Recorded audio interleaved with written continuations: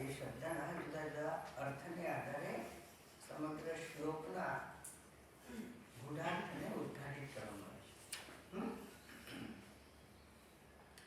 એટલે કટાક્ષ શબ્દનો અર્થ જે ગઈકાલે આપણે જોઈ રહ્યા હતા કે કટાક્ષ અંતિમ પ્રમાણમ, શેના માટેનું?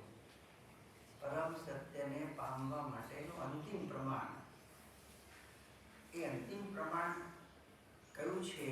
એ પરમાત્માથી ભિન્ન બીજું કંઈ હોય જ ના શકે. એટલે જેવી રીતે આપણે ગઈકાલે જોયું હતું કે દસમા છોકરાને દસમાની જે પ્રતીતિ થાય, સાક્ષાત અપરોક્ષ પ્રતીતિ, જ્ઞાન થવું, અનુભવ થાય અને ભાન થાય કે આપણે જુદા જુદા શબ્દ જ્ઞાનના જુદા જુદા સ્તરે જોઈને અગ્નિ ઉષ્ણ છે, સાંભળ્યું અને જ્ઞાન થયું. એ શબ્દ જ્ઞાન છે. કોઈકે કહ્યું અને મેં સાંભળ્યું, પણ એની સત્યતા, ઉષ્ણ એટલે શું એ મને ખબર નથી. પણ જ્યારે એનો સ્પર્શ થાય અને જે થાય એને પણ જ્ઞાન કહેવાય. હા, કે હવે જ્ઞાન લાગ્યું એટલે અનુભવને પણ જ્ઞાન કહેવામાં આવે. પણ ખરેખર તો જ્ઞાન શબ્દનો અર્થ આ શબ્દથી પર, અનુભવથી પર. જ્યારે અનુભવથી પર કહીએ એટલે શું કે અનુભવ હોય ત્યારે તો છે જ, પણ અનુભવ નથી ત્યારે પણ છે. જેને અનુભવ ઉપર આધાર રાખવો પડે નહીં, એને એ જ્ઞાનને ઇંગ્લિશમાં શબ્દ છે વિઝડમ.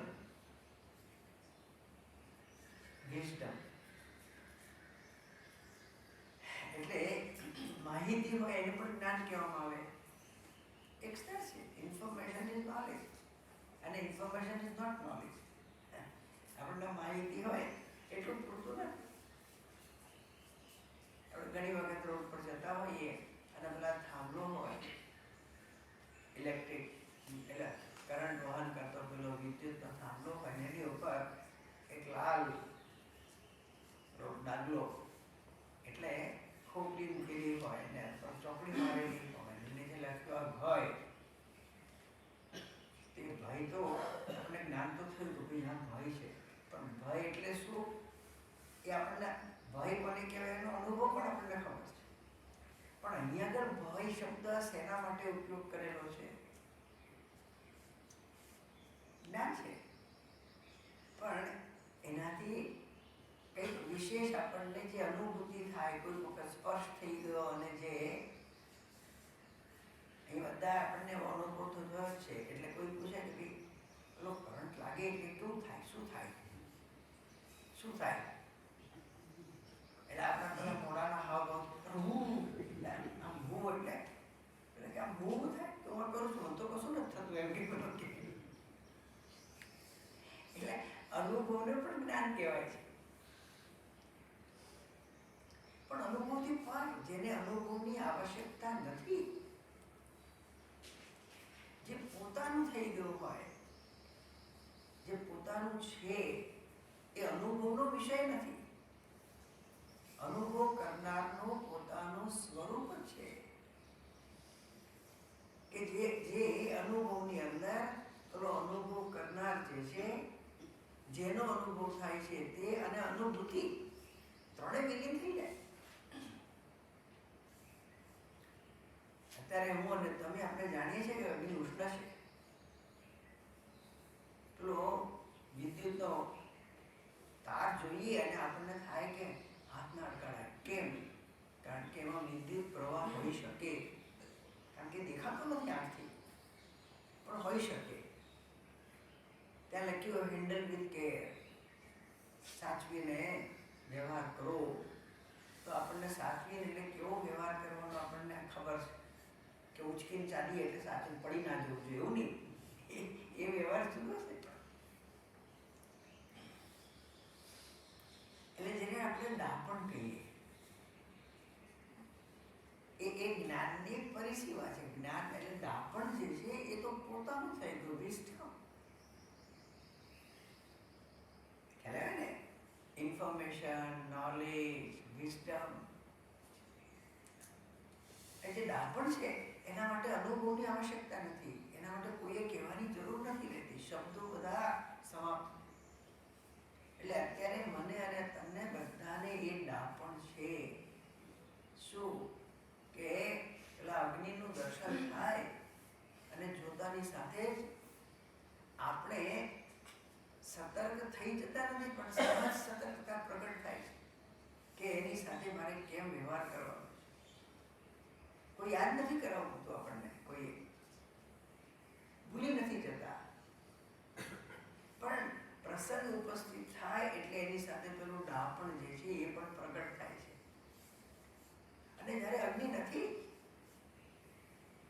અગ્નિનું પ્રાગટ્ય નથી, ત્યારે પેલું ડાપણ પ્રગટ થતું નથી, પણ છે તો ખરું જ. ખ્યાલ આવે કે નહીં? અગ્નિ જ્યારે નથી એટલે શું કે પેલો ભારેલો અગ્નિ છે, પ્રગટ થયેલો નથી, એની જ્વાળાઓ નથી દેખાતી, તો પેલું ડાપણ તો છે.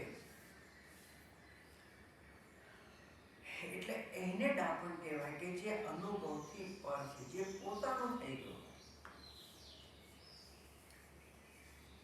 એટલે દશમઃ અસ્તિ જ્યારે કે ભાઈ 10મો છોકરો છે તો પેલાને નિરાશ થઈ જાય. કોણે? પેલો 10માને જે શોધી રહ્યો છે એને. આ કહે છે કે 10મો છે એટલે હશે તો ખરો જ, કારણ કે એમના શબ્દોમાં સત્યતા દેખાય છે. દશમઃ અસ્તિ, તો અસ્તિ એક જ્ઞાન તો છે જ. દશમઃ અસ્તિ એક જ્ઞાન તો છે, પણ એ જ્ઞાન જે છે એ ડાપણ રૂપ નથી. ક્યાં છે 10મો? અહીંયા જ છે. અહીંયા જ છે. પેલા ક્યારે ગુરુ ભલા હોય ને કે 10મઃ અસ્તિ, 10માની કથા આપણે કરતા નથી, બધાને ખબર છે. પણ જ્યારે એવું કહેવામાં આવે કે 10મો છે, તો પેલો વ્યક્તિ પહેલા તો સાંભળી લીધું અને એને વિચાર્યું કે હા 10મો છે તો ખરો જ ને, કારણ કે મૃત્યુ તો કોઈનું થતું નથી, એટલે અહીં નહીં પણ કોઈ જગ્યાએ તો છે. પરલોકમાં જતો રહ્યો, પાણીમાં તણાઈ ગયો અને પરલોકમાં. પણ આજે પણ મારે તો એને અહીં જોઈએ છે. ગુરુ કે ના, અત્ર અસ્તિ, અહીંયા છે, અહીંયા છે, તો કેમ મને દેખાતો નથી? પેલા કે દેખાશે, એટલે પેલું દેખાશે શબ્દનો અર્થ તો એને એવો કર્યો હોય કે આ 9 દેખાય છે, એવી રીતે 10મો દેખાઈ જશે મને. એ મને દેખાડો ક્યાં છે. એટલે પેલો 10માને જોવા માટે જ્યારે ઉત્સુક છે અને શરણાગત છે, એને કહેવામાં આવે કે તું પેલા તને કોણ દેખાય છે તો મને કહે. તું કે તમને દેખાય, બધા મને દેખાય છે. ના, પણ તને કોણ દેખાય છે? ઘણી બધાય. 1 2 3 4 5 6 7 8 9, બરોબર 9 દેખાય છે. 10મો દેખાતો નથી, કારણ કે એ આ 9 દેખાય છે એવી રીતે 10મો દેખાય નહીં. પણ હવે પેલો સાંભળવા માટે ઉત્સુક છે, સાંભળવા જોવા માટે પેલો 10મો ક્યાં છે? ત્વમ દશમોસી. અને શબ્દ સાંભળ્યા અને શબ્દનું પેલું અંતઃકરણ શાંત છે, સ્વસ્થ છે, એ 10માને જોવા માટે તત્પર છે. કેવી તત્પરતા છે! બીજું બધું છૂટી ગયેલું છે. અને એને કહેવામાં આવે કે ત્વમ દશમોસી. તો એ જે વાક્ય જનિત વૃત્તિ એટલે શું કે ગુરુના મુખમાંથી પેલા નીકળેલા શબ્દોને આધારે જે પેલો શ્રોતા છે એના અંતઃકરણની અંદર જે વૃત્તિ પ્રગટ થાય છે, વિચાર, થોટ એ શું કરે છે? દશમઃ પુત્ર અસ્તિ ક્યાં છે? એ જે પેલો મનની અંદર જે તત્પરતા, જે શોધ હતી દસમાની, અને આ વાક્ય જે છે એ સાંભળીને થાય અહમ દશમઃ અસ્મિ સોહમ સહ એવ અહમ અસ્મિ. ઓ એ કહ્યું, પણ એ કહેતાની સાથે એ જતો રહ્યો. અને અહમ હું, તો હું એટલે હું કહેતાની સાથે એને કોઈ દેખાતું નથી. પણ પેલો દસમો જે જ્ઞેય હતો, જ્ઞાનનો વિષય હતો, પ્રમેય, અને જે એને ઓળખવા માંગતો તો પેલો પ્રમાતા, જ્ઞાતા પ્રમાતા, પ્રમાતા અને પ્રમેય એક જ થઈ નથી જતા, એક જ છે એવું ભાન.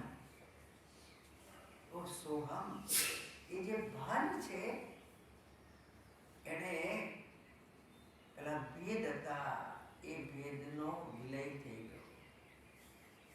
વિલય થઈ ગયો. અને વિલય થઈ ગયો એટલે શું? હવે એટલી દસમાની શોધ રહેતી નથી. એ જે વૃત્તિ છે એ અંતિમ પ્રમાણ કહેવાય. મહાવાક્ય જન્ય જનિત પેલી વૃત્તિ. અને વૃત્તિ શું કરે છે? આપણે જોયું હતું કે જેવી રીતે આપણી સામે કોઈ વસ્તુ હોય અને વસ્તુના આકારની અંતઃકરણમાં વૃત્તિ ઉત્પન્ન થાય. કોણ છે? બામાં ખખડ્યું અને એ ખોલું છું. ત્યારે એ વખતે કોણ છે? કોણ આવ્યું છે? મનનો પ્રશ્ન ખોલતાની સાથે જ એની સામે વ્યક્તિ ઉભેલી છે. સામે ઉભેલી વ્યક્તિ જે છે, ઓ તમે, તો ઓ તમે જે છે એટલે સામે જે વસ્તુ છે, વ્યક્તિ છે, એ વ્યક્તિના રૂપની વૃત્તિ ઉત્પન્ન થાય અંતઃકરણની અંદર. અને વૃત્તિ એના વિશેના અજ્ઞાનની નિવૃત્તિ કરે છે ને, એવી રીતે એનો વિષય પણ જોવું પોતે જ. તો પેલો બારણું ખોલીને કોઈ વ્યક્તિ દેખાય એવી રીતે આ દસમાને દેખાતો નથી. પણ એ વૃત્તિ તો છે જેને અખંડાકાર વૃત્તિ કહી, આત્માકાર વૃત્તિ કહી, બ્રહ્માકાર વૃત્તિ છે. એ વૃત્તિ જે છે એટલે અહમ પરિચ્છિન્ન, અહમ અપૂર્ણ, એ અજ્ઞાનની નિવૃત્તિ થઈ જાય. અને અજ્ઞાનની નિવૃત્તિ થતાની સાથે એ વૃત્તિનું કામ થઈ ગયું. એટલે વૃત્તિ પણ સરી જાય. વિષય જ્ઞાનના સંદર્ભમાં આપણે બે સ્ટેપ જોયા હતા કે પહેલા વિષયાકાર વૃત્તિ ઉત્પન્ન થાય, અને એ પછી બીજું જે સ્ટેપ છે કે ઇદમ અયમ અસ્તિ, આ વસ્તુ આ છે, આ વસ્તુ આ છે. જે આ છે એ હું જાણું છું. એટલે કે સામે છે પેલી વ્યક્તિ દેખાઈ એટલે આપણે શું થાય? કોણ? આ તો રમેશભાઈ આવ્યા. રમેશભાઈ, આપણે બોલીએ છીએ, ઓળખી કાઢે આયા. એના આકારની મનમાં વૃત્તિ ઉત્પન્ન થઈ, અને બીજી વૃત્તિ જે છે એની પાછળ અહમ જાનામિ, હું જાણું છું. એટલે ઉપદેશ આરંભની અંદર પેલા શ્લોકની અંદર ભગવાને કહ્યું, ભગવાન રમણ મહર્ષિજીએ બે શ્લોક છે. માનસમ તો કિમ માર્ગને કૃતે નૈવ માનસમ માર્ગ આર્જવા. ઇન્ક્વાયર, મન શું છે? મન શું છે? તો મન શું છે એ દર્શાવવા માટે પછીના શ્લોકમાં શું કહ્યું? વૃત્તયઃ તો અહમ વૃત્તિમાશ્રિતાઃ વિદ્યહમ મનઃ વૃત્તયસ્તુ અહમ વૃત્તિમાશ્રિતાઃ વાસિતા વૃત્તયો મનો વિદ્યહમ મનઃ. એ શ્લોક છે.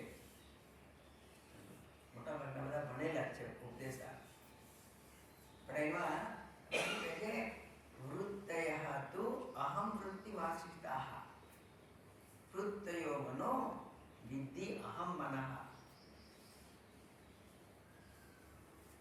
માનસમ તો કેમ માર્ગને કૃતે નૈવ માનસમ માર્ગાર્જવા. મન શું છે એનું શોધન કરવા જોઈએ તો મન જેવી કોઈ વસ્તુ આ નથી લાગતી. મન એટલે શું છે તો પેલી વૃત્તિઓનો પ્રવાહ, એનું નામ મન છે. વૃત્તિઓનો પ્રવાહ. આપણે આપણું જીવન જે છે, આપણે જાગ્યા ત્યારથી સુઈ જઈએ છીએ ત્યાં સુધી કંઈક ને કંઈક ચાલ્યા જ કરતું હોય. ક્યાં ચાલ્યા કરતું હોય? ક્યાં ચાલ્યા કરતું હોય? મનમાં. મનમાં ચાલ્યા કરતું હોય. હવે ચાલ્યા કરતું એટલે શું? કઈ સ્થિર નથી હોતું. કોઈ વિચાર સ્થિર નથી હોતો. વિચારોની હારમાળા ચાલતી હોય છે. અને કેટલીક ત્વરિત ગતિથી અકલ્પ્ય. એટલે આ તો મને વિચાર આપણું દ્રષ્ટાંત કે ભાઈ આપણે પેલો વ્યક્તિ આઈસીયુમાં હોય, દર્દી છે અને એને આઈસીયુમાં એડમિટ રાખેલો છે અને એને જીવાડવો છે, એટલે બધા પેરામીટર્સ, બધા સપોર્ટ સિસ્ટમ ગોઠવેલી હોય અને એને મોનિટરિંગ થતું હોય. એટલે એના શરીરની સ્થિતિનું સતત નોંધ થતી હોય. એટલે આપણું મશીન ગોઠવેલું હોય અને આપણને આમ લાલ લીટી આમ ચાલતી દેખાતી, આમ પહોંચે ત્યાં પછી મિલ ચાલુ થાય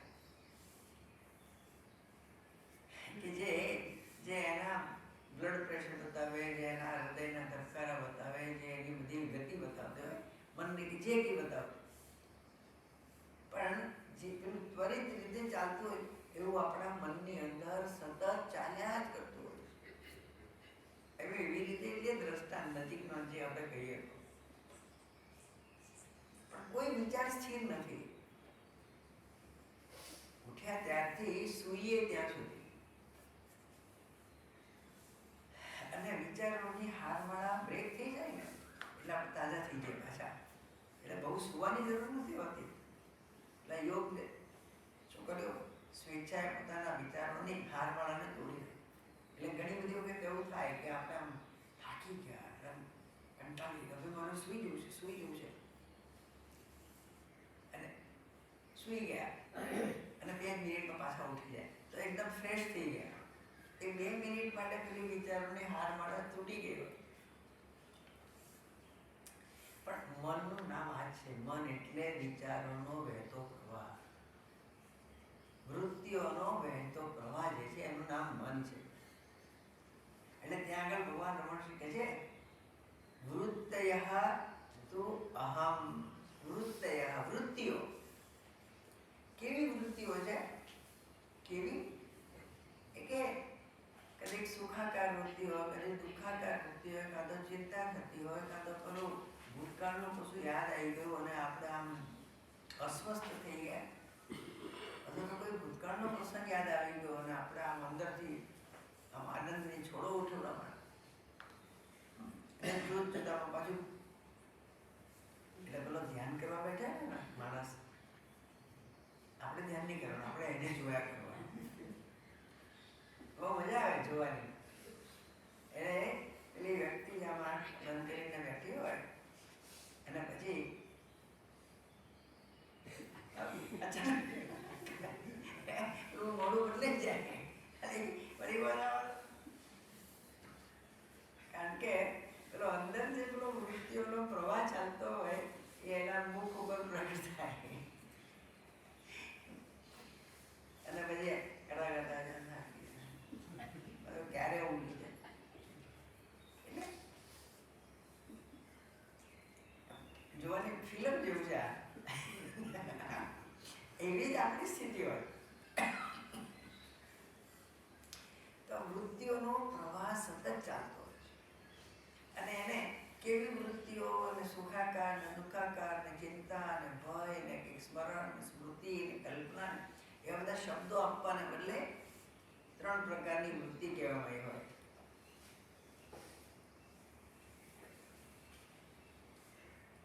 કેટલીક જે છે તો જે આપણી સામે એટલે આંખો બંધ હોય ત્યારની ધ્યાનની જ વાત નથી, વ્યવહાર કરતી વખતે પણ એટલે આપણી સામે આંખથી કંઈ દેખાયું અને તરત જ પેલા મનમાં વિચારે કોણ છે, શું છે આ? એટલે ચશ્મા ચડાવે, કારણ કે ચશ્મા કાઢી આમ જોતો હોય કે શું છે એવા નહીં લખેલું હોય અને આમ બંધાઈને આંખો આમ ઝીણી કરે પડી કરે. કારણ કે એટલું તો ખબર પડે કે શું લખેલું છે, પણ શું લખેલું છે એટલે પછી નથી બનતા. એટલે પુસ્તકને દૂર ખસેડે, નજીક ખસેડે, આમ કરે ચશ્મા પહેરે. તો એક પ્રકારની વૃત્તિ છે કે જેની અંદર કાંઈ નિર્ણય નથી થતો કે છે ખરું પણ શું છે નક્કી નથી. એને મનોવૃત્તિ કહેલી છે. સંકલ્પ વિકલ્પાત્મિકા અંતઃકરણ વૃત્તિ મનઃ, એને મન કહ્યું. પછી એમ કરતા કરતા આપણે જે પેલા સાધનોની સહાયથી વસ્તુને ઓળખી કાઢી, જોઈ લીધું બરોબર. નિશ્ચયાત્મિકા અંતઃકરણ વૃત્તિ અને બુદ્ધિવૃત્તિ કહે. મનોવૃત્તિ, બુદ્ધિવૃત્તિ. ઘણી બધી વખત એવું થતું હોય કે સામે આપણી આંખો ખુલ્લી હોય પણ સામેનું નથી જોતા, આપણે તો કંઈક બીજું જોઈએ છે. શું જોઈએ છે? જે વર્તમાનમાં નથી. વર્તમાનમાં નથી પણ દેખાય છે ખરું. શું દેખાય છે? જે પહેલા બની ગયેલું કંઈક હતું અને એ આપણી સમક્ષ આવીને ઊભું રહ્યું. એ નથી ઊભું રહ્યું પણ મન એ વસ્તુના આકારની વૃત્તિરૂપ થઈ ગયું. એને ચિત્ત વૃત્તિ કહી. એવી જ રીતે એ જ મન છે ઘણી વાર સામે જે નથી દેખાતું. એટલે વર્તમાનમાં કોઈ વસ્તુને અનુરૂપ વૃત્તિ નથી થયેલી. પણ આમ ઘણી વાર પેલો મોઢામાં આમ પેન્સિલ રાખીને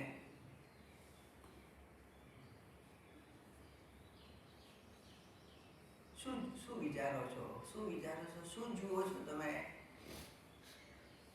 તો જે છે નહીં એવી કોઈ વસ્તુના વિશેની કલ્પના કરે છે. એમાં પણ વર્તમાનની નથી, એટલે કલ્પના ભવિષ્યની. ભૂતકાળનું સ્મરણ હોય, ભવિષ્યની કલ્પના હોય પણ વર્તમાન નથી. એને ચિત્તવૃત્તિ કહેવામાં આવે. ચિત્તવૃત્તિ એટલે માત્ર ભૂતકાળમાં થઈ ગયેલું અનુસંધાન છે એવું નહીં. અનુસંધાનાત્મિક અંતઃકરણ વૃત્તિ ચિત્ત, એ ચિત્ત કરું, મન અને ચિત્ત કરું. પણ અનુસંધાન કોનું કરેલું છે? પહેલા થઈ ગયેલું એનું, અથવા તો વર્તમાનને નહીં પરંતુ ભવિષ્યમાં કોઈ વસ્તુ છે એનું અનુસંધાન. એટલે કલ્પના વૃત્તિ એ પ્રત્યક્ષ નથી, સામે નથી. પણ આ 3 જ પ્રકારની વૃત્તિઓ હોય છે. કાં તો મનોવૃત્તિ, બુદ્ધિવૃત્તિ, ચિત્તવૃત્તિ. અને એ પ્રવાહ ચાલ્યા જ કરે વિચારોનો.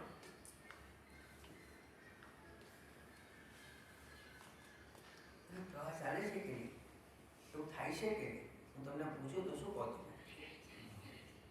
સાચું છે, હા, આવું જ થાય છે, આવું જ થાય છે. ખબર નહીં ક્યાં ભૂતકાળમાં ભટકી જવાય. વળી પાછો જપ કરવા બેઠા ત્યારે ખાસ થાય. જપ કરવા બેઠા હોય, ધ્યાન કરવા બેઠા હોય, ક્યાંથી ક્યાં ભટકી ગયું? ક્યાં હું તો નામ સ્મરણ કરવા બેઠો તો નથી, એના બદલે બીજી કઈ વસ્તુનું સ્મરણ. એટલે આવું થાય છે, આવું થાય છે. એટલે પેલું મન ભટકી જાય છે, મન ભટકી જાય છે. એ ભટકી ગયેલા મનનું ભાન થાય છે ને, નહીં તો કોઈને ભટકી જાય છે કહીએ હા હવે મારો આ મન શાંત થઈ ગયું, મન શાંત થઈ ગયું. એટલે એ વૃત્તિઓ નથી, જે થાકી જતો હતો એ હવે શાંત થઈ ગયો. હાશ. તો એ પેલો અનુભવ કહીએ છીએ. તો અનુભવ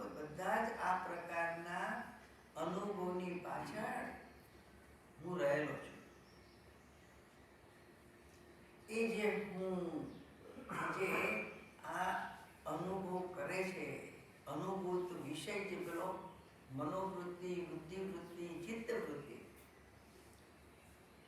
અને એનો અનુભવ કરનાર હું, એ જે હું જે છે એ આપણો જાણીતો હું, એને અહમ વૃત્તિ કહેવામાં આવે. અહમ વૃત્તિ વગર પેલી કોઈ વૃત્તિ રહેતી નથી. પણ બધી જ ઇદમ વૃત્તિ, ઇદમ એટલે 3 વૃત્તિ જે છે, મનોવૃત્તિ, બુદ્ધિવૃત્તિ, ચિત્તવૃત્તિ, અને ઇદમ કક્ષામાં ગોઠવી. અને ઇદમ આ બધું આવું થયું તો જો આ કેવું થાય છે, કેવું બોલે છે, આવું થશે તો એ જે કહીએ છીએ ત્યારે એ બધી બદલાતી વૃત્તિઓની પાછળ સર્વમાં એક અનુસ્યુત પરોવાયેલી અહમ વૃત્તિ છે. એટલે એને એ પેલો હું જે છે શું હું જાણું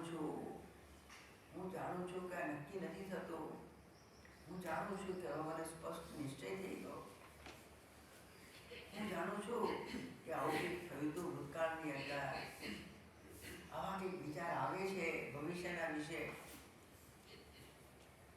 તો એ સર્વ પેલી હવે આપણે 2 પ્રકારની વૃત્તિ, પહેલા તો પેલી 3 વૃત્તિની વાત કરી અને પછી આપણે જોયું કે પેલી 3 વૃત્તિની પાછળ એક બીજી અહમ વૃત્તિ છે. એટલે પેલી 3 વૃત્તિ છે એને એક કક્ષામાં મૂકી આપણે, એને ઇદમ વૃત્તિ કહીએ. ઇદમ એટલે આ, અને એ આ વૃત્તિ છે બધી બદલાયા કરે છે, પણ એ બધાની પાછળ એક બદલાતો નથી. એ કોણ? હું, એ અહમ વૃત્તિ. અને એ અહમ વૃત્તિ વગર ઇદમ વૃત્તિ હોય નહીં.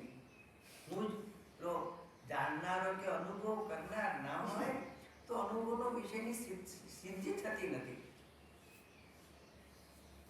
એટલા માટે ભગવાન રમણ મહર્ષિએ કહ્યું હોય કે વૃત્તયઃ તુ અહમ વૃત્તિમ આશ્રિતાઃ. પેલી ઇદમ વૃત્તિ છે એનો આશ્રય કોણ છે? અહમ વૃત્તિ. હું જાણું છું, હું અનુભવું છું. એ અનુભવ કરનાર, જાણનાર, વિચારનાર, જ્ઞાતા, જુદા જુદા નામથી ઓળખાય.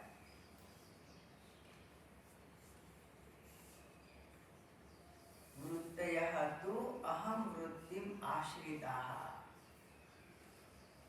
અને પેલી આ વૃત્તિ જે છે એ બદલાયા કરે, પણ અહમ વૃત્તિ જે છે એ બની રહે છે. આપણે જાગ્રત અવસ્થાના અનુભવની વાત કરીએ, સ્વપ્ન પણ એના જેવું થતું હોય. એટલે પૂછો સ્વામીજી કહેતા કે આપણે કોઈ ફેક્ટરી હોય અને ફેક્ટરીની અંદર 2 પ્રકારના માણસો કામ કરતા હોય. એક પેલા રોજમદાર કહીએ, એટલે પેલો આવે, આજનું કામ મળ્યું હોય ને એટલે 1 દિવસનો એ નોકર, સાંજ પડે દિવસ પૂરો થાય એને પૈસા આપવા માટે જતો રહે, કારણ જરૂર પડશે તો બોલાવીશ. એટલે ડેલી વેજ, એનો રોજે રોજ પગાર થતો હોય. બીજે દિવસ આવે પાછો જતો રહે. અને પેલા બીજા કેટલાક હોય તે કેવા હોય? Permanent employ.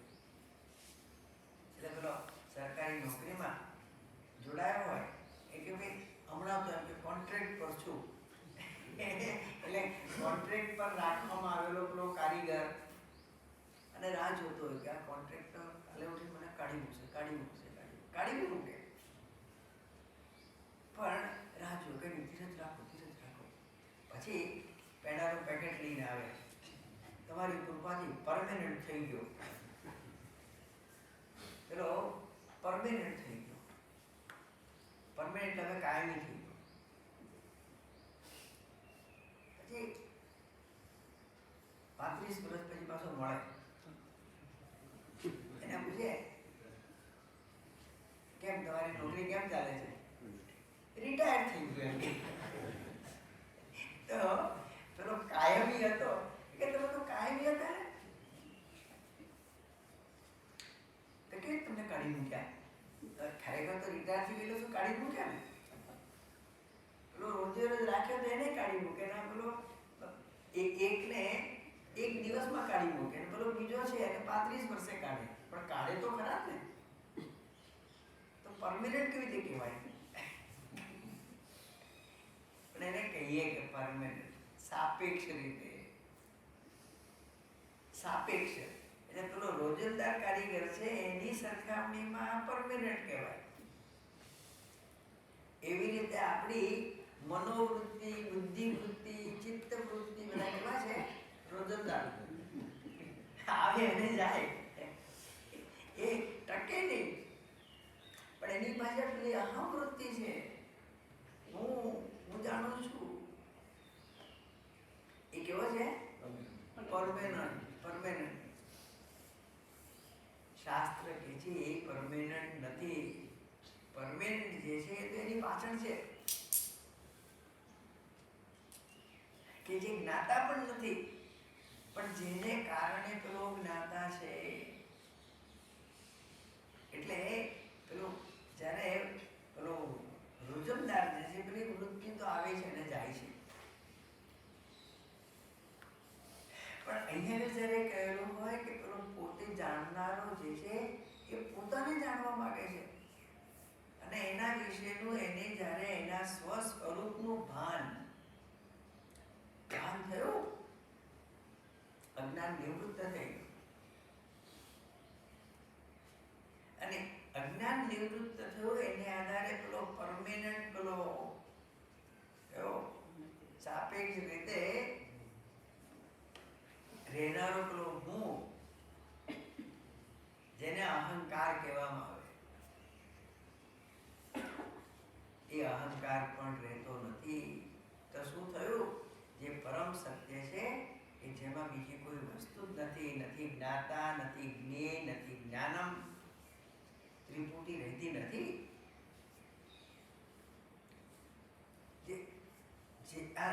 એ પરમ સત્યની અંદર જ આ ત્રિપુટી હતી અને ત્રિપુટી પણ ગઈ એટલે એની સત્યતા ના રહી. રમણ મહર્ષિ જે બધા શ્લોકો છે બહુ સરસ છે. ત્યાં કહેલું છે કે મેં કહ્યું તે પ્રમાણે કે માનસમ તુ કિમ માર્ગણે કૃતે નૈવ માનસમ માર્ગ આચવા. આ મન શું છે? મન શું છે? તો કે જો મન એટલે વૃત્તિઓનો પ્રવાહ છે ને, કે હા.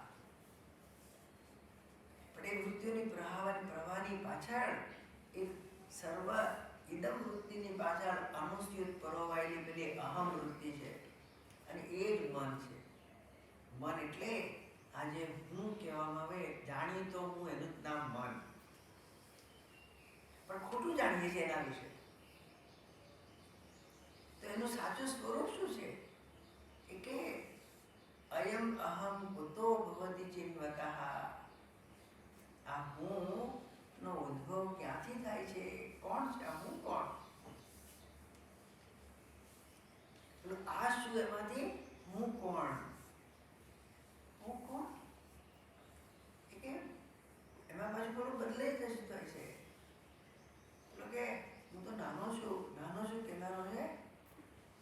એટલે પેલા નાનાને બાબો કહે, બાબો ને બેબી. એટલે પેલું નાનું બાળક અવતરે એટલે પછી શું કહે? બાબો બાબો બાબો કરતા બાબુ. આગળ આઈપીસીએલ ની અંદર એક ફિનાન્શિયલ કંટ્રોલર હતા, એચ.જે. મંકડ કરીને. એટલે એમની સરનેમ નાગર હતા અને એમનું નિકનેમ બાબો હતું. અને એમની હાઈટ જે છે તે 6 ફૂટ અને બરોબર આમ ચુસ્ત શરીર. મને એક વાર કહે છે, સ્વામીજી આ જો આનાથી બીજું કોઈ મિથ્યા હોય. મને બધા બાબા એટલે રિટાયર થાય પછી પણ બધા બાબા ભાઈ તરીકે ઓળખે. એ કે બાબો નથી ને બાબો. અને માકડ નથી અને માકડ જો હાથી કહેતા તો બરોબર એમ કે માકડ એટલે હસમુખતા કહેવાનું તાત્પર્ય છે કે આ હું કોણ, આપણે કેવી રીતે શોધન કરીએ? આપણે જાતે શોધવા જઈએ તો ખબર નથી પડતી, કારણ કે હુંના વિશે જે કંઈ આપણે જવાબ મળે છે એ તો સાપેક્ષ હોય. શરીરને આધારે પેલો બાબો તો કે ના, તો બાબો નથી, હવે તો મોટો થઈ ગયો, હવે તો ક્યાં બાબો છું? એટલે કે ઘણી વાર પેલા બાબો બાબો કરીને જેને બોલાવતા હતા એના જ મા બાપ વળી પાછા કે હવે તો કે બાબો નથી એમ કે બધા મને કહેતા હતા બાબો, અને એ જ લોકો કે તું બાબો નથી. પેલા એને સમજાય કે વાત સાચી છે, હું પેલો બાબો છે ત્યારે છે હતો, અત્યારે બાબો તો નથી રહ્યો પણ ત્યારે છું. એટલે શરીરથી વિલક્ષણ છું પણ કોણ છું ખબર ના પડે. એટલે જાતે મૂળ વિશેનું ભાન, સ્વરૂપનું ભાન થાય જ નહીં. પણ શોધન કેવી રીતે શોધન કરવાનું? આપ્તજનની સહાયથી, ગુરુની સહાયથી શોધન થાય. અને શાસ્ત્રના શબ્દોમાં એ રહસ્ય રહેલું છે. એટલે શ્રવણ, મનન, નિધિધ્યાસન જે બધું કર્યું. અને ત્યાં ભગવાન કહે છે રમણ મહર્ષિજી, અયમ અહમ કુતો ભવતિ ચેન્વતઃ ઐપતપ્યહમ નિજ વિચારણમ. સરસ લોકો બધા કંઠસ્થ કરી રાખવાનું.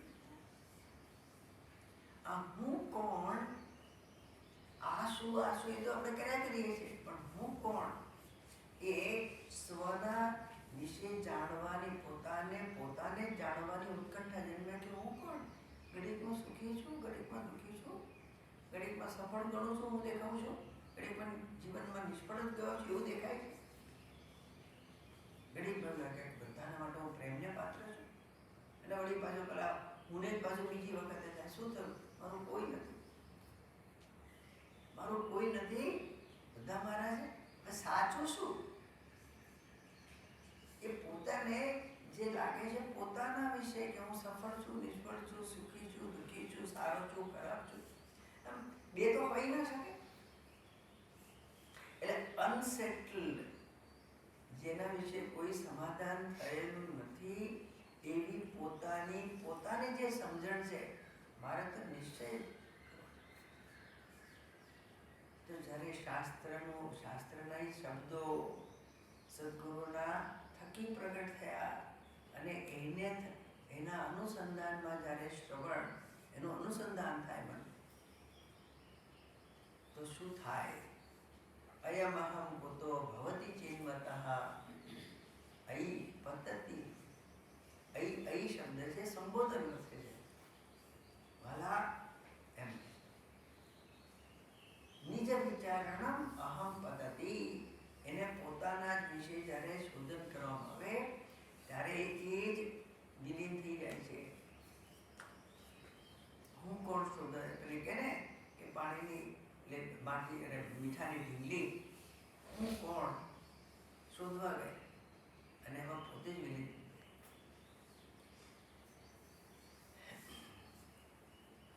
અને એટલે અહમ પદ્ધતિ નિજ વિચારણ, કારણ કે એ અહમ જે છે એ સાચો નથી. કયો છે? આ પેલો સાપેક્ષ દ્રશ્ય જગતને આધારે પેલા દ્રષ્ટા રૂપે, જ્ઞાતા રૂપે જે પ્રગટ થયેલો,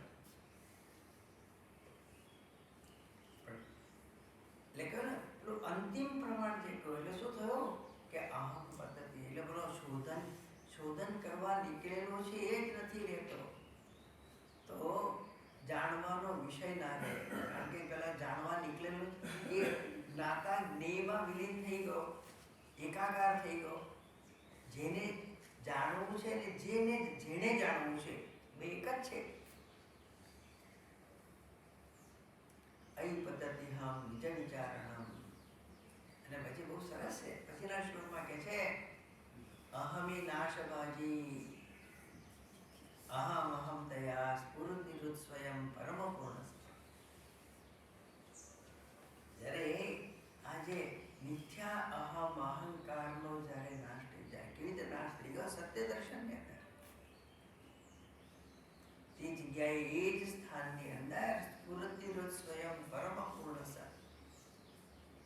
પરમ સત જે છે, સત સ્વરૂપ સચ્ચિદાનંદ સ્વરૂપ પરમાત્મા, એ જે આત્મા છે એ જ પરમાત્મા છે, એ પ્રગટ.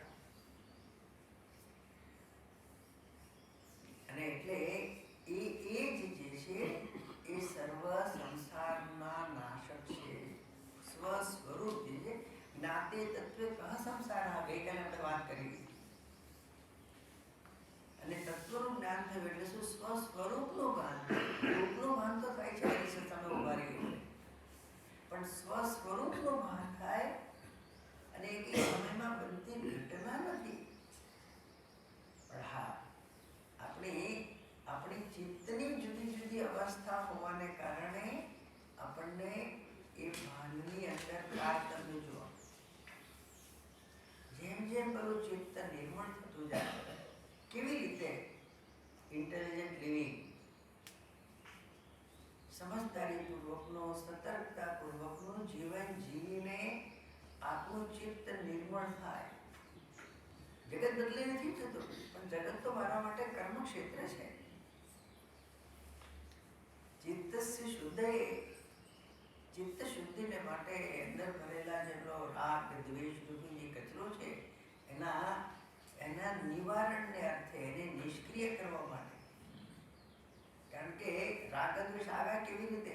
એ જગત સાથેના અણસમજપૂર્વક વ્યવહારને કારણે.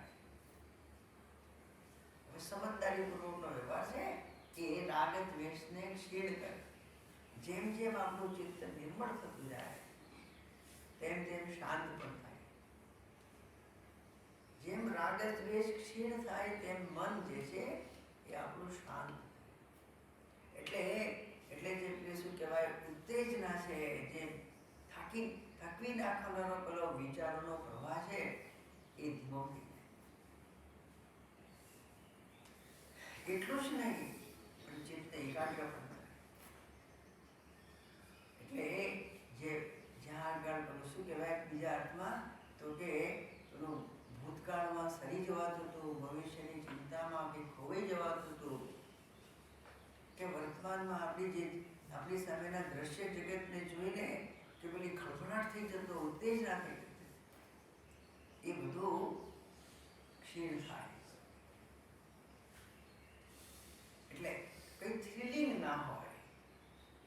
ચિત્તને ઉત્તેજિત કરનારું એવું કોઈ વર્તમાન ના કોઈ બોલ્યા એનાથી કઈ પેલું મન ઉત્તેજિત, ઠંડુ રહ્યું. કહે છે ને કે keep cool and you shall rule the world. બધાની ઉપર આપણે આધિપત્ય જમાવવું હોય, ઠંડા રહેવું, એટલે એવો આદર્શ ને પેલો સહજ રીતે ઠંડો કામ થઈ જાય. એટલે ચિંતાથી મુક્ત, ક્ષોભથી મુક્ત. કેવી રીતે ક્ષોભથી મુક્ત રહેવાનું? જીવન, વર્તમાન જીવન મહત્વનું છે. આપણે ક્ષોભમાં ધક્કે એવો વ્યવહાર કરવાથી શું લાભ? એટલે વ્યવહાર કરતી વખતે પેલી સતર્કતા છે, અને એવું ચિત્ત શાંત થયું, નિર્મળ થયું, એકાગ્ર થયું. અને એના વડે જ્યારે આ પેલું શ્રવણ, અને શ્રવણના થકી પેલું અંતિમ પ્રમાણ છે અખંડાકાર, એ વૃત્તિએ અજ્ઞાનની નિવૃત્તિ કરી કૃત્વા જ્ઞાનમ સ્વયં નશ્યે. એ વૃત્તિ પણ રહેતી નથી, વૃત્તિ નથી રહેતી. અને હું આત્માને જાણું છું એવું કહેનારો નથી રહેતો. એટલે પેલા વિષય જ્ઞાનથી આ જ્ઞાન કઈ રીતનું જુદું છે? વિષય જ્ઞાનના સંદર્ભમાં પેલા વિષય આકાર વૃત્તિ ઉત્પન્ન થાય, એને વૃત્તિ વ્યાપ્તિ કહે. આપણું મન છે એ વૃત્તિ રૂપ બને, અને બીજું એનું ફલ વ્યાપ્તિ, એનું પરિણામ, ફળ શું છે? અહમ ઇદમ જાનામી, હું આ વસ્તુને જાણું છું, એવું ભાન થાય. એને ફલ વ્યાપ્તિ કહેવાય. એટલે ફલ વ્યાપ્તિ એટલે શું? કે હું જાણું છું એ જ્ઞાનથી મન વ્યાપ્ત થઈ ગયું, એટલે મન એ વૃત્તિનું બની ગયું. અહમ જાનામી. અજ્ઞાનના સંદર્ભમાં આત્માકાર વૃત્તિ જેને કહેવાય એ વૃત્તિએ અજ્ઞાનની નિવૃત્તિ કરી અને અહમ આત્માનમ જાનામી એવી વૃત્તિ બને નહીં. એટલે ફલવૃત્તિ નથી. શાસ્ત્રની ભાષામાં કહેવાય કે વૃત્તિ વ્યાપ્તિ હોય. વૃત્તિ વ્યાપ્તિ અજ્ઞાનનું નિવારણ કરે, પણ ફલ વ્યાપ્તિ નથી. જેવી રીતે હું ઘટને જાણું છું એવી રીતે હું આત્માને જાણું છું એવું કોઈ કહે નહીં. એટલે કોઈ પૂછે કે તમને આત્મજ્ઞાન છે, એનો જવાબ હા ના હોય. એટલે નથી ને તો એનો ના ના હોય. એવું ના કહી શકે કે હું જાણું છું, એવું ના કહે કે હું નથી જાણતો. કેલોબ્રેશનની અંદર જે કહેલું હોય, ના હમ મન્ય સ્વેદેતી નો ન વેદેતી. વેદ છે, જાણું છું. કે હું જાણું છું એવું ના કહી શકું, હું નથી જાણતો એવું પણ ના કહેવાય. જાણું છું. કેવું જાણું છું? તમે સમજો છો એવું નહીં. પેલી વાત કરી હતી ને સ્વામી ચિન્મયજી, આ જ રહસ્યને બહુ સરસ રીતે રજૂ કર્યું. કોઈ કે એમને જઈને પૂછ્યું, એટલે પેલા ભાઈએ સ્વામીજીની પુસ્તક વાંચી હતી અને એને સાંભળ્યું હતું. સ્વામી ચિન્મયજીને બહુ મોટી વિદ્વાન છે ને એવું. એ વખતે દિલ્હીથી મદ્રાસ જનારી એક ટ્રેન હતી, જીટી એક્સપ્રેસ, ગ્રાન્ડ ટ્રંક એક્સપ્રેસ. મેં વાત કરી ત્યાં કરી ને કેટલાને નથી યાદ? યાદ કેટલાને નથી? બધાને છે ને, બીજાને તો. એની વાત યાદ રાખવા જેવી નથી, પણ સાંભળવામાં તો સુખ જ થાય. સ્વામીજી એક વખત દિલ્હીથી મદ્રાસ મુસાફરી કરતા હતા. એ વખતે આ પ્લેન સર્વિસ એટલી બધી આટલી નહોતી બધી. એટલે બધી મુસાફરી ટ્રેનમાં. પણ પૂછ્યું સ્વામીજી વડોદરાથી મુંબઈ જવાનું તો ટ્રેનમાં જતા હતા, આપણે મૂકવા જતા. તો એવી રીતે દિલ્હીમાં એમના પ્રવચન થયા અને પછી સ્વામી ચિન્મયાનંદજી એમને મદ્રાસ જવાનું છે. અને દિલ્હીથી મદ્રાસની વચ્ચે એક અત્યંત ફાસ્ટ ટ્રેન, એ વખતની ફાસ્ટ ટ્રેન કહેવાતી હતી, એ જીટી એક્સપ્રેસ હતી. એટલે એનું નામ ગ્રાન્ડ ટ્રંક એક્સપ્રેસ. અને બહુ ઝડપથી ચાલે. બહુ ઝડપથી એટલે શું કે ચાલ્યા ચાલે 2 કલાક ચાલે. હવે અત્યારે આવું તો બધું બહુ કોમન થઈ ગયું, પણ એ વખત સ્વામી ફર્સ્ટ ક્લાસમાં. અને એમાં કૂપે એટલે પેલી 2 સીટ જ હોય, એક નીચે અને ઉપર ને એવી રીતે એમને દિલ્હીથી બેઠા ટ્રેનમાં. થોડી વાર પછી એક બીજા ભાઈ આવ્યા અને એ પણ એમની જોડે આવીને બેઠા. હવે એમને પણ આવી રીતે લાંબી મુસાફરી હશે, એટલે સાચી બેઠા હોય એટલે કંઈક ને કંઈક તો પછી બોલીને તો કેમ ચાલે. એમાં પેલા ભાઈ જે હતા ને એમાં થયું તો શું કે પેલા બીજા ભાઈ એ દિલ્હીથી ટ્રેનમાં બેસવાનું હતું અને થોડો ટાઈમ હશે એટલે આ આંટા મારતા હશે પ્લેટફોર્મ પર. ને એમાં પેલો બુક સ્ટોલ દેખાયો અને બુક સ્ટોલ દેખાયો અને એમાંથી સ્વામી ચિન્મયાનંદજીની એક પુસ્તક એ બુક સ્ટોલ ઉપર બુક સ્ટોલ પર વેચાતી હતી, મેડિટેશન એન્ડ લાઈફ. જે પુસ્તકની પ્રેરણાથી પ્રેરિત થઈને હું આશ્રમમાં એ પુસ્તક હાથમાં. પેલા મહિને તો પેલા લઈ લો, ટ્રેનમાં જવાનું છે, વાંચી શકો. અને એના લેખક હતા સ્વામી ચિન્મયાનંદ. એટલે પુસ્તક લીધેલી, નવી જ લીધી હતી, ટ્રેનમાં વાંચવા માટે લીધી. અને સ્વામી ચિન્મયાનંદનું નામ સાંભળેલું એટલે કે સાવ પુસ્તક લઈને ટ્રેનમાં બેઠા. અને એમાં પાછા ભગવાન વસ્ત્રધારીને જોયા. એટલે થોડી વાર તો બેઠા ભગવાન, પછી તેનાથી રહેવાય નહીં એટલે પછી સ્મિત આપ્યું. એટલે સ્વામીજીએ પણ એની સામે પછી પેલા પૂછ્યું કે ડુ યુ નો સ્વામી ચિન્મયાનંદ? હવે પ્રશ્ન એટલા માટે થયો કે પુસ્તક આપેલો લઈ નીકળેલા પેલા ભાઈ. ડુ યુ નો સ્વામી ચિન્મયાનંદ? સ્વામીજી કે આઈ ડીડ નોટ નો કહું કે યા આઈ નો હિમ, તો પછી તરત પૂછે કે how come you know him, have you listen to him, have you met him, મળ્યા છો, સાંભળ્યું છે, ક્યારે મળ્યા હતા, કેવી રીતે મળ્યા હતા, મળવાનું કેવી રીતે થયું, બધું પછી જાણવા માટે પછી પૂછે. કારણ કે સંન્યાસી છે એટલે કે ભાઈ આવા સાધુ સંતો તો ઓળખતા. સ્વામી ચિંતાજી કે મારે એની છે વાતોમાં ઉતરવું નહોતું, એટલે પોતે છે ને તે આમ તો માળા પહેરતા અને એક હાથમાં કાંડા ઉપર પણ માળા રાખતા, એક હાથમાં ઘડિયાળ, બીજા હાથમાં માળા, અને માળા એટલા પેલે થોડાક મણકાની, એટલે આમ બેઠા હોય એટલે પેલી માળા લઈને, એટલે આમને પૂછ્યું એટલે જવાબ ના આપ્યો, પેલી માળા બતાવી, એટલે કે ભાઈ હમણાં જપ કરું છું. હાથ ફેરી પેલા ભાઈ ગયા, કપડા બપડા બદલ્યા હશે, લાંબી મુસાફરી હોય, પાછા આવીને બેઠા. પછી કે આ તો હજી માળા જ પકડીને બેઠા છે, તો વાત તો કરવા જેવી. તો શું કરે બિચારો, થાકી ગયા. પછી પેલી બેગ, એનો પેલી બ્રીફ કેસ હશે તે ખોલી, અને એની અંદર પેલી હમણાં જ ખરીદેલી પુસ્તક મેડિટેશન એન્ડ લાઈફ, એટલે એમણે પેલા ભાઈએ બુક કાઢીને પછી આમ પહેલા તો કવર જોયું, પછી પહેલો, પછી બીજું પાનું કર્યું, ત્રીજું પાનું, ત્રીજા પાના પર સ્વામી ચિન્મયાનંદનો ફોટો હતો. પહેલાની નજર પેલા ફોટા પર પડી. હવે આ ઉંમરે સ્વામીજીને ચશ્મા, વાળ થોડા ઓછા થઈ ગયેલા હતા, દાઢી લાંબી અને સફેદ. પેલો ફોટો જે હતો એમાં બ્લેક એન્ડ વ્હાઈટ ફોટો, અને ચશ્મા નહીં ને, એટલે યુવાનીનો ફોટો.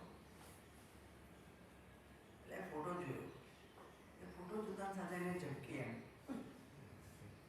એટલે કે ભાઈ આ એક લાગે છે એમ, પણ લાગે છે પણ ઘણો બધો ફેર નહીં લાગે. એટલે બધા આમ કર્યા, સ્વામીજી કે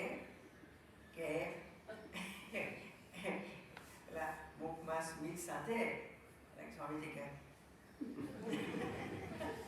મૌનમાં વ્યાખ્યાન આપી દીધું.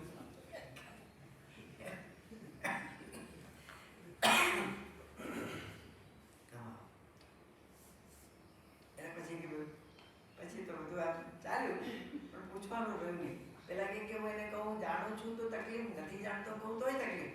અરે કે યુ સન્યાસી એની ડોન્ટ સ્વામીજી, નથી જાણતા તો ગરબડ થાય. અને હું કેવી રીતે કહું નથી જાણતો, કે કેવી રીતે હું જાણું છું?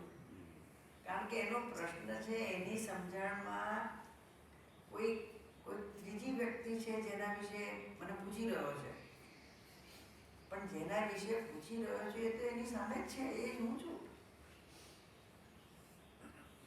એટલે કયા વગર કહી દીધું, એવું બોલ્યા વગર ભાન થઈ જાય.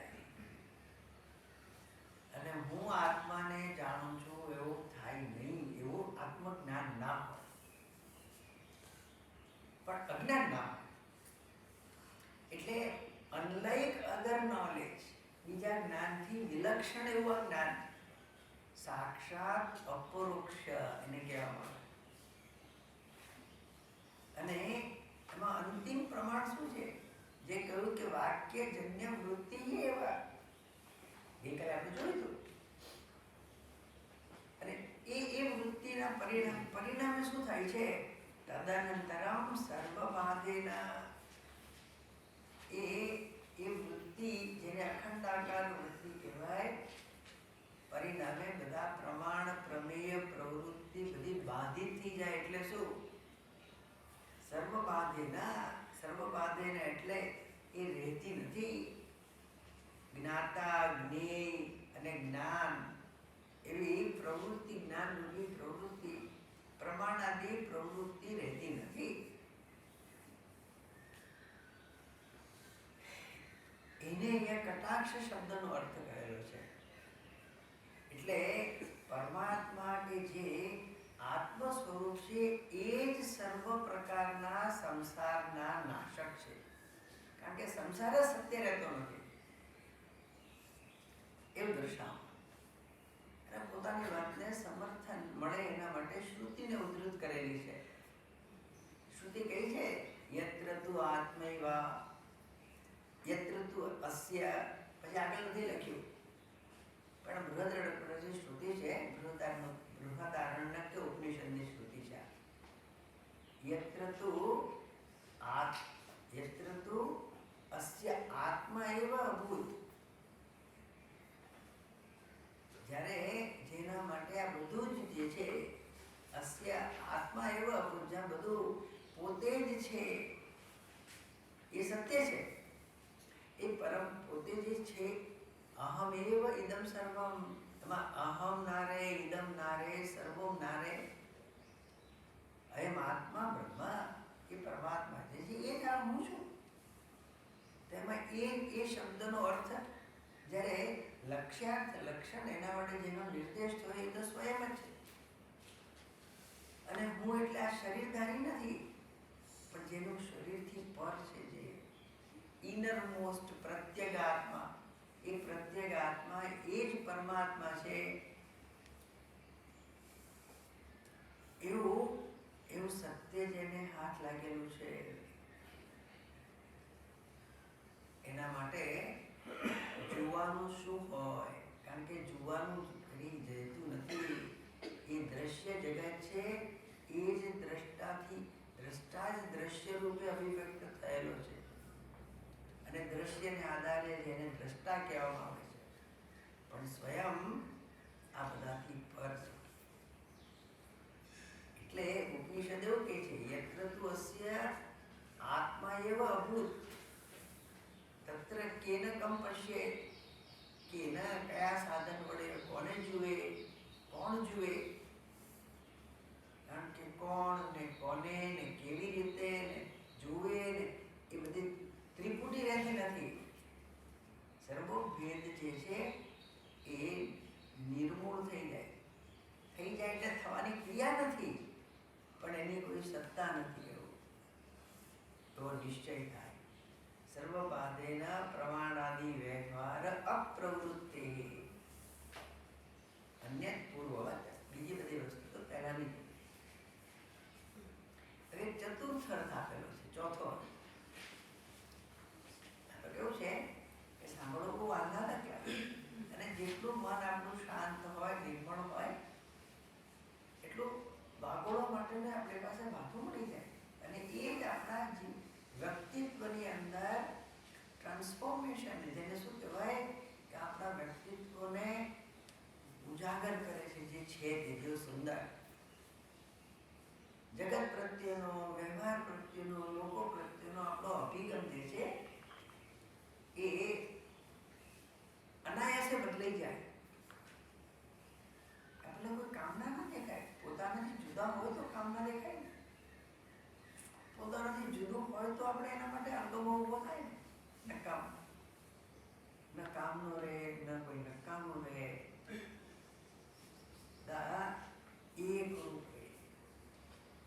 એટલે ત્યાં આગળ નિર્મળ પ્રેમ સિવાય કઈ હોય, પણ આપણું વ્યક્તિત્વ આપણને હાથ લાગી જાય. એટલે આ બધું ચિંતન જે છે ને એ સહાયભૂત થાય. આપણે માત્ર સાંભળી લીધું અને ફરી પાછું આપણે દુનિયામાં ભટકી ગયા તો જે મળી શકે એ નથી મળતું. ઘણા બધાને સંતોષ થઈ જતો કે નાના સત્સંગથી તો અમારું જીવન સચવાઈ ગયું ને સુધરે. સાચવવા માટે થોડું છે સત્સંગ. જીવન સચવાઈ જાય એટલા માટે આપણે સત્સંગ કે રોજ એક પ્રોસીન લઈ લઉં છું, મને શરીરની કોઈ તકલીફ નથી, દવા થોડી દેવી. આપણને થવું જોઈએ કે જરાય ઓછું મને ખપે નહીં. કમિટમેન્ટ. એટલે બીજી બધી જીવનની બધી પ્રવૃત્તિના સંદર્ભમાં આપણે એની અવગણના નથી કરતા, પણ વિશેષ ગણના કરી અને આપણે એમાં ખોવાઈ ના જતા હોઈએ. એટલે બહુ સરસ છેલ્લો ચોથો એનો અર્થ બતાવે છે. યદ્વા કટાક્ષ કટાક્ષ કટાક્ષવત પ્રસૃતમ અપરોક્ષમ સ્વરૂપ ચૈતન્યમેવ દિવી ઇવ ચક્ષુરાતતમ યત સાક્ષાત અપરોક્ષાત બ્રહ્મ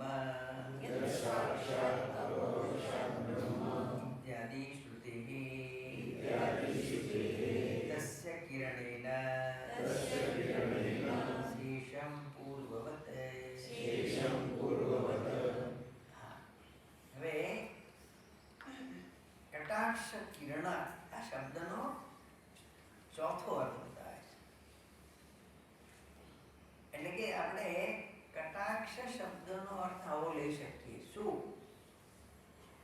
કટ એટલે આપણે બાળકો જે હોય ને ગોળા.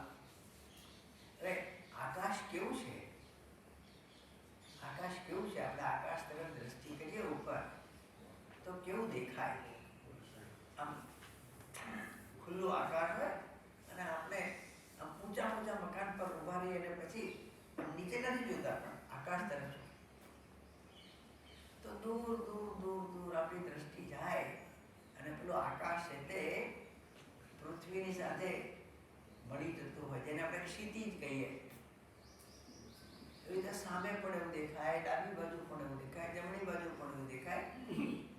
એટલે જાણે કે પેલો ઊંધો વાડકો મૂકેલો હોય. દ્રષ્ટિ ઉપર કરો, નીચે નહીં જોવાનું. એ વિશાળ દ્રષ્ટિ જ્યારે આપણી હોય અને તમે જુઓ કે મન શાંત થઈ જાય. આપણે બીજી કોઈ વૃત્તિ ના હોય, મન શાંત થઈ જાય. ત્યાં આગળ શું વિશાળ આકાશ. નારાયણ સ્વામી ગયા હતા અને સ્વામી તદ્રુપાનંદજી જોડે એ વખતે આમ ઉપર પર્વતના શિખર પર ગયા અને જોઈએ તો મને કે આ તમને દેખાય છે પેલું સામે? એટલે લોકો હા તો કે કેટલું દૂર હશે તમને ખબર? એટલે આમ આપણને એવું લાગે 4-5 કિલોમીટર દૂર છે. મને કે 60 કિલોમીટર. 60 કિલોમીટર દૂરની પેલું વસ્તુ આપણને દેખાય. સ્વચ્છ આકાશ એટલે ઉપર. અને એ રીતે દ્રષ્ટિ જ્યારે આકાશ ઉપર, આપણે નાના હતા ત્યારે આકાશીમાં સુઈ જતા હતા. હવે તો બધું જતું રહ્યું. સુઈ ગયા અને પથારીમાં સુતા હોય, ઉપર નજર કરતા બધા તારાઓ ટમટમતા હોય, ગોળાકાર આકાશ. તો કોઈ નિર્વિષય એવી એટલે આકાશ આકાર વૃત્તિ, એટલે એની વાત કરી છે કે કટાક્ષ શબ્દનો અર્થ કટાક્ષ. કટ એટલે ગોળા, વાડકો, તાવડી જેવું ને ગોળ. કટાક્ષવત પ્રસૃતમ અપરોક્ષમ એટલે સ્વરૂપ ચૈતન્ય મેવા. એટલે આકાશની જેમ વ્યાપ્ત એવું ચૈતન્ય. ચૈતન્ય શું? કારણ કે આપણી જે આકાશ આકાર વૃત્તિ એટલે શું છે? એનું ભાન થાય છે કે નથી? ભાન છે. અને ભાન શેનું છે? એ આકાશ અંતર્ગત કોઈ વસ્તુ નથી જોતા આપણે, પણ એ આકાશ આકાર વૃત્તિ જે છે અને એની જેમ ફેલાયેલું. એટલે જેવી રીતે પેલું આકાશ ફેલાયેલું છે એવી રીતે આકાશની જેમ ફેલાયેલું નિરાકાર ચૈતન્ય. આકાશવત પ્રસૃતમ અપરોક્ષમ સ્વરૂપ ચૈતન્યમેવ. અપરોક્ષ એટલે શું? કોઈ બીજી વસ્તુ નથી. એ આકાશને ઉજાડનાર જે છે એ હું. એટલા માટે જેને કહેવાય કે શુદ્ધ નિરાકાર ચૈતન્ય. એનો કટાક્ષ શબ્દનો અર્થ કર્યો. જુદા અર્થ છે કટાક્ષ. એટલે કટાક્ષવત પ્રસૃતમ અપરોક્ષમ સ્વરૂપ ચૈતન્યમેવ. એને કેમ કટાક્ષ કહું? કારણ કે શ્રુતિ કે છે, શ્રુતિ શું કે છે? દિવી ઇવ ચક્ષુરાતકમ, દિવી ઇવ આકાશની જેમ, દિવી એટલે આકાશ, આકાશની જેમ ચક્ષુ આતકમ, ભગવાનના ચક્ષુ જે છે, ભગવાનની દ્રષ્ટિ છે એ કેવું? જેવી રીતે આકાશની જેમ સર્વત્ર ફેલાયેલી છે. એટલે આપણે કહે ને એને તો બધું દેખાય છે, એટલી મોટી આંખો લઈને બેઠા છે એવું નથી, પણ જે ચિત્ત સ્વરૂપ, ચિત્ત સ્વરૂપે ભગવાન છે, સર્વજ્ઞ છે, એમની તો દ્રષ્ટિ બધે ફેલાયેલી છે.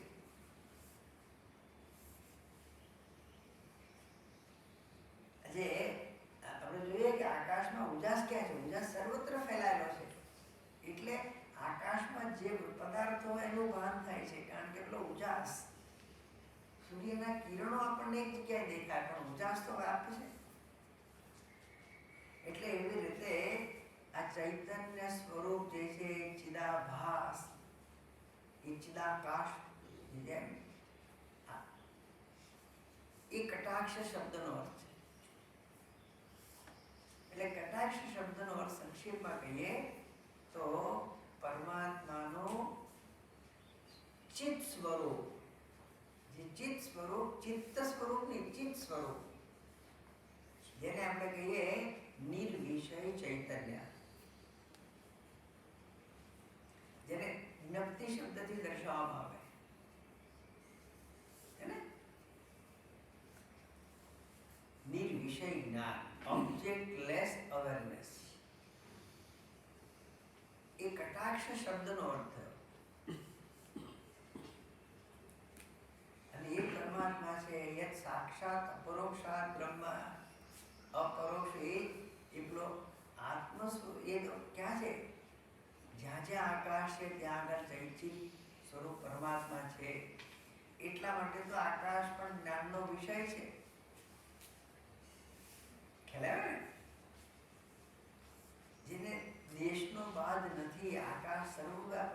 એટલે કે ને આકાશ અંતર્ગત આપણને અહીંયા આગળ ટેબલ દેખાતું હોય અને દૂર દ્રષ્ટિ કરીએ તો પેલો ચંદ્રમા દેખાતો હોય, સૂર્ય દેખાતો હોય, પણ આ ટેબલ જે આકાશમાં છે એ જ આકાશની અંદર સૂર્ય છે. તો સૂર્ય અને આકાશની વચ્ચે અંતર કેટલું? જરાય. આ ટેબલ અને આકાશની વચ્ચે અંતર કેટલું? જરાય. એ એક જ આકાશ છે, આકાશની જેમ સર્વવ્યાપક ચિત્ત સ્વરૂપ પરમાત્મા. એટલે એને કટાક્ષ, કટાક્ષ કિરણ, એટલે શું? એનું તેજ, એનો પ્રકાશ. એનો પ્રકાશ એટલે એ જ પ્રકાશ સ્વરૂપ છે. એટલે ચિત્ત સ્વરૂપ પરમાત્મા એ કટાક્ષ કિરણ શબ્દ દ્વારા દર્શાવાય. પરમાત્માનું નિર્ભેળ નિરાકાર શુદ્ધ ચિત્ત સ્વરૂપ. બરાબર. એટલે શ્રુતિ કોટ કરી, દિવી ઇવ ચક્ષુરાતતમ યત સાક્ષાત અપરોક્ષાત બ્રહ્મ ઇત્યાદિ શ્રુતિ. તસ્ય કિરણ, એના કિરણ વડે એટલે એના પ્રકાશમાં, એના પ્રકાશમાં એટલે ચિત્ત સ્વરૂપ પ્રકાશ. કટાક્ષ કિરણાચાંત નમન મોહાબ્દય નમઃ, જે એ ચિત્ત સ્વરૂપ પરમાત્માને સમર્પિત છે, શરણે છે, એના માટે સંસાર રહેતો નથી. કેમ? કારણ કે પોતે જે છે નિરાકાર ચિત્ત સ્વરૂપ છે, જેમાં સંસારને કોઈ સ્થાન નથી. એની અંદર જ મિથ્યા તરંગો સંસારના કારણે કે ભાસે છે. એમ શેષમ પૂર્વવત. હવે એડિશનલ કર્યું છે કે અત્ર પક્ષે, આ સંદર્ભમાં જરાક આપણે જોવાનું કે કૃષ્ણ શબ્દનો અર્થ પાછો જુદો છે. એટલે અત્ર પક્ષે કૃષિ ભૂવાચક શબ્દ નષ્ટ નિવૃત્તિ વાચક. એમાં નિવૃત્તિ શબ્દ લખવાનો, થોડું પ્રિન્ટિંગ મિસ્ટેક છે. નશ્ચ નિવૃત્તિ, નિવૃત્તિ નથી, નિવૃત્તિ. રેપ છે ઉપર, રેપ છે, પણ બે તને ત જોડે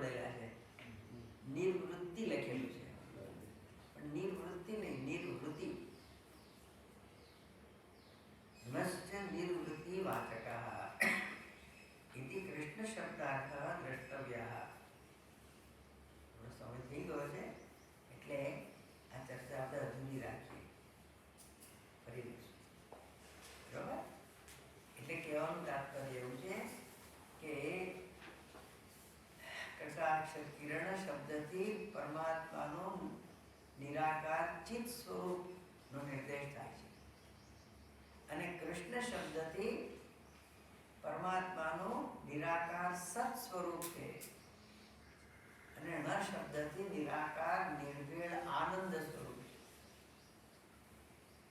એટલે કટાક્ષ કિરણ અને શ્રી કૃષ્ણ એ બે શબ્દના સમૂહથી શું થાય? પરમાત્મા કોનું અનુસંધાન છે? સચ્ચિદાનંદ સ્વરૂપ, સત સ્વરૂપ, ચિત સ્વરૂપ, આનંદ સ્વરૂપ. એ સંસારના નાશક છે. એ સચ્ચિદાનંદ સ્વરૂપના સમર્પિત શરણે ગયેલો છે. એના માટે સંસાર રહેતો નથી. એવો અર્થ જોઈશું.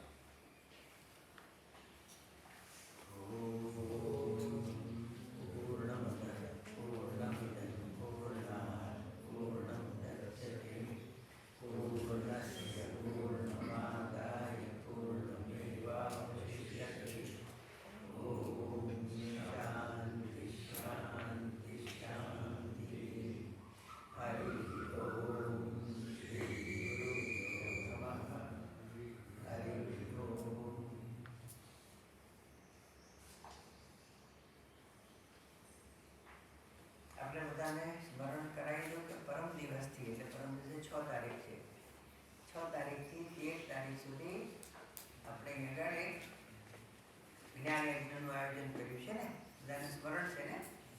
બરોબર. એટલે પણ આ સમયબદ્ધ આવવું, એટલે કિરીટભાઈ થોડું તમારે પણ સમયથી આવી જવાનું. કિરીટભાઈ અને ખુરશીઓ થોડી વધારે મૂકી દીધો બધા, એટલે એવી રીતે ખુરશી ઉઠવવાની છે, બધા લોકો બેસી શકે, હું ટકાઈ શકે. અને આપણો સમય સવારે 7 થી 8:15 હશે. એટલે અહીં બેસીને શ્રવણ કરીએ